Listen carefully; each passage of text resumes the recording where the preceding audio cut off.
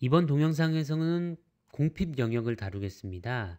지난 시간에 빌트인 포텐셜을 다루었는데 이를 지탱하기 위해서는 알짜 전하량이 0이 아닌 부분들이 존재해야 합니다. 이것을 어떻게 이해해야 할지부터 다루어 볼까요?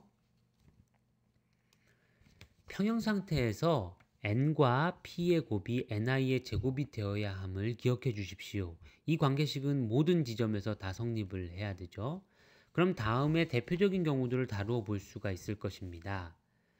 전자 농도가 10의 20승 per 큐빅 센티미터이고 홀 농도가 10의 0승 per 큐빅 센티미터면 이건 포텐셜은 그 값은 정확하지 않지만 0보다 클 것이라고 알 수 있습니다. 이때는 전자가 엄청 많은 상태죠.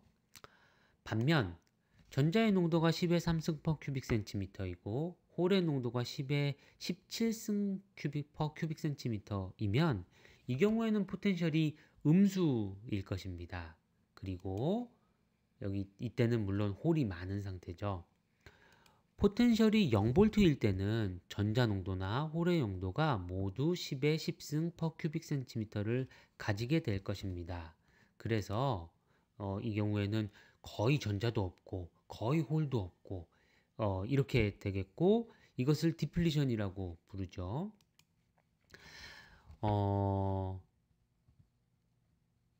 그리고 전자나 홀이 한쪽으로 압도적으로 많지 않은 이런 상황이 선형 스케일로 볼 때는 전자도 홀도 매우 작게 보일 것입니다. 그래서 포텐셜이 선형적으로 변할 때 캐리어 덴시티는 지수적으로 변하게 되겠고요. 한 가지 또 다른 예를 들어보자면 전자 농도가 10의 15승이고 홀이 10의 5승이라는 경우라고 생각을 해보면 전자하고 홀의 상대적인 비율은 10의 10승 배만큼 전자 농도가 엄청나게 많지만 하지만 선형적인 스케일로 바라본다면 여전히 전자도 홀도 별로 없는 상황인 것입니다. 네. 이런 생각을 가지고 다시 밴드 다이어그램을 살펴보죠. 우리가 아는 조건은 N타입 쪽 끝은 전자가 많이 존재하는 영역이 있다는 것입니다. 또한 P타입 쪽 끝은 홀이 많이 존재하는 영역이 있다는 것입니다. 이 두 점들에서의 인트린직 페르미 에너지 역시 도핑 덴시티에 의해서 결정이 되어 있죠. 결국 이 인트린직 페르미 에너지가 연속되게 바뀌어 나간다면 그렇다면 결국은 이것이 바뀌어 가다가 페르미 에너지 제로인 부분을 끊고 지나갈 수밖에 없겠네요. 그렇기 때문에 어딘가에는 전자도 홀도 충분히 많지 않은 곳이 존재할 수밖에 없을 것입니다. 이런 영역을 공핍 영역, 디플리션 리즌이라고 부릅니다. 그곳에 존재하게 되는 것은 그저 전자나 홀이 없기 때문에 불순물에 의한 공간 전하만이 존재하게 되겠죠. 도너는 양전하, 억셉터는 음전하를 가지고 있습니다. 이온하는 도너는 양전하, 이온화된 억셉터는 음전하를 가지고 있죠. 그러니 양쪽 끝에서는 도너가 이온화되어서 만들어지는 양전하의 양과 전자의 음전하의 양이 완전히 같을 것이고요. 또는 억셉터가 이온화돼서 만들어지는 음전하의 양과 홀의 양전하의 양이 완전히 같을 것입니다. 그리고 이 사이 어디엔가 전자도 홀도 없는 디플리션 리전이 있겠네요. 그게 어디에 생길까요? 이쪽 N타입 쪽에 생길까요? 아니면 가운데 쪽에 생길까요? 아니면 P타입 쪽에 생길까요? 물론 우리는 답이 이 중에서 가운데 생긴다는 것을 잘 알고 있습니다. 그렇지만 왜 N타입이나 P타입 쪽에 생기면 안 되는지 한번 생각해 보도록 할까요? 만약 N타입 영역에 디플리션 영역이 생긴다고 해볼까요? 그리고 왼쪽에는 일렉트론이 많고 오른쪽에는 홀이 많고 중간에 아무것도 없는 영역이 존재한다고 합시다. 결국 인트린직 페르미 레벨이 이 디플리션 영역에서만 이렇게 바뀐다고 생각을 하는 것이죠. 그럼 전자홀의 농도는 여기 나온 동그라미처럼 그려질 수 있을 것이고요. 그럼 이 도핑에 의한 전하량과 전자홀에 의한 전하량을 합쳐서 알짜 전하량을 이런 가상적인 상황, 즉 N타입 쪽에 디플리션 영역이 나타난다고 가정한 상황에 대해서 구해보도록 하겠습니다.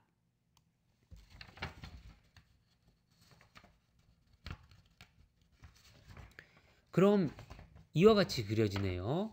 P타입 영역은 완전히 차지 밸런스가 맞추어져 있고 대신 디플리션 영역은 도너에 의한 성분들이 보이게 될 것이고요. 이 디플리션 영역과 정션 사이에 있는 영역에서는 홀과 도너에 의한 성분이 동시에 나타나게 될 것입니다. 그래서 R자로 생각해 볼 때 만약 이처럼 디플리션 영역이 N타입 쪽에 치우쳐서 형성이 된다면 결국 이 구조에는 양전하들의 층이 나타나게 되겠네요. 네, 뭐 그렇다고 할 수 있을 텐데 그럼 어떤 이유 때문에 우리가 이것을 받아들일 수가 없을까요? 양전하로 대전된 얇은 판이 있다고 생각을 해보죠.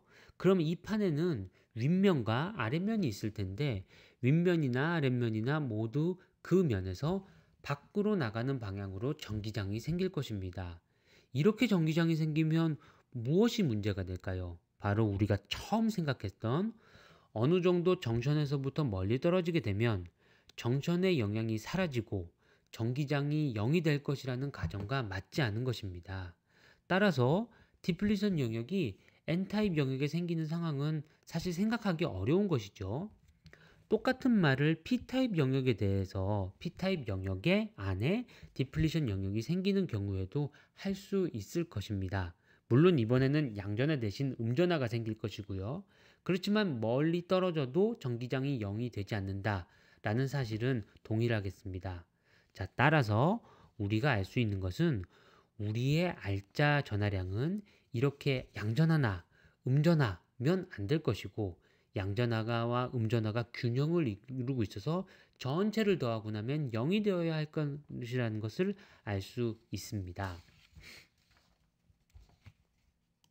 그러니 자연스럽게 디플리션의 위치는 N타입 쪽이나 P타입 쪽에 치우친 것이 아니라 그 정션 근처에 생기는 경우를 다루게 되겠네요. 생각하게 되겠네요. 만약 정션 근처에서 디플리션이 생길 경우에는 대부분의 N타입 영역이나 혹은 P타입 영역에서는 차지가 밸런스를 맞출 것이고요. 그러니까 도핑의 양을 머조리티 캐리어가 상쇄해 줄 것입니다. 오직 디플리션 영역 안에서만 도핑에 의한 전하가 보이게 될 것입니다. 이 경우에 알짜 전하를 공간에 대한 함수로 그려보면 어떻게 될까요? 그럼 다음과 같이 됩니다. 구체적인 스케일은 나중에 생각하더라도 이로부터 우리가 알 수 있는 것은 왼쪽에 양전하를 가지고 있는 층과 오른쪽에 음전하를 가지고 있는 층이 동시에 나타나게 된다는 것입니다. 이로부터 디플리션 리전이 적절한 위치에 형성된다면, 즉 정션 근처에 형성이 된다면 알짜 양전하 양과 알짜 음전하 양을 잘 맞추어서 전체적으로는 중성이 될 수 있는 가능성이 있다는 것이죠. 이렇다면 정션에서 떨어진 부분에서 전기장이 사라지는 것 또한 얻어낼 수 있을 것입니다. 이와 같은 이유로 디플리션 리전이 정션 근처에서 생겨야 한다고 결론 내릴 수가 있겠네요. 그럼 이제 이 층이 얼마나 두꺼운지에 대해서 알아봐야 할 것인데요. 다음 동영상에서 구체적인 수식을 다루어 보도록 하겠습니다. 이번 동영상에서는 왜 디플리션 영역이 정션 근처에서 생길까? 왜 다른 곳에서 생기면 안 될까를 이해하면 충분할 것 같습니다. 감사합니다.